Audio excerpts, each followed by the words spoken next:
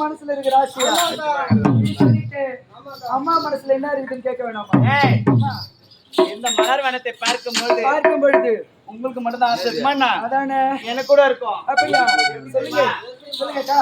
மச்சான்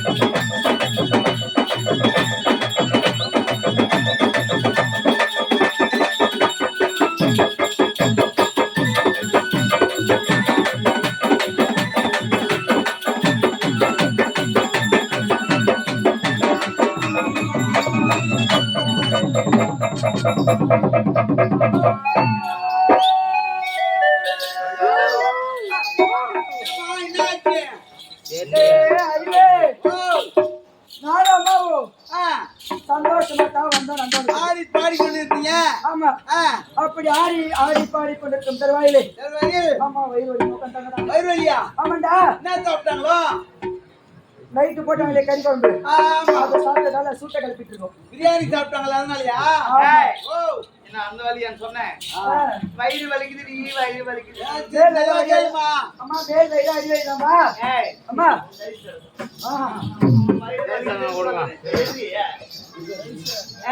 அம்மா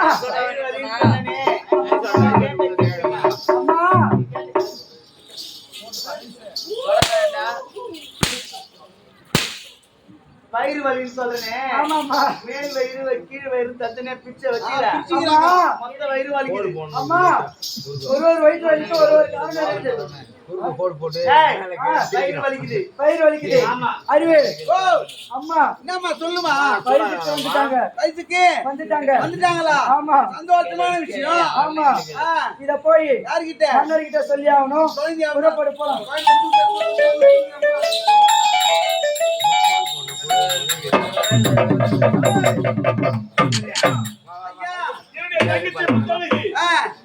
நந்தவனம் சென்று ஆடி பாடி மகிழ்ந்துட்டு வருகிறேன் என்று சொன்னவள் என்ற தங்கை. ஆமா சரி நான் தேடி வரேன்.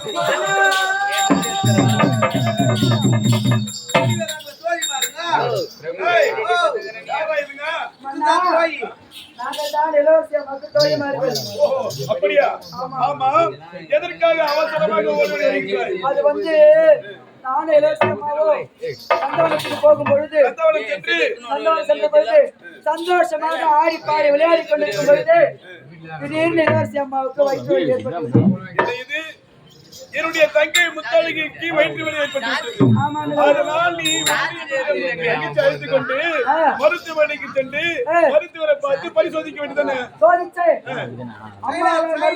போகும்போது பெரிய ஊசியா எடுத்து இப்படி சொல்லுவாங்க. பெரிய ஊசி எடுத்து அப்படி சொல்லுவாங்க. ஆமா சின்ன ஊசி எடுத்து சொல்லுவாங்க. இளவரசி நாங்க பரிசோதிக்க பார்த்த பிறகு அவர்களுக்கு ஒன்றும் அதெல்லாம் பயப்படுற மாதிரி ஒண்ணும் கிடையாது. எதுவுமே கிடையாது. இல்ல என்னதான் நடந்தது? அதாவது கன்னி பருவம் மகை பருவம் அடைந்தார்கள். சந்தோஷம். என்னுடைய தங்கை கன்னி பருவம் நீங்கி மகை பருவம் சந்தோஷமான என்னுடைய தங்கைக்கு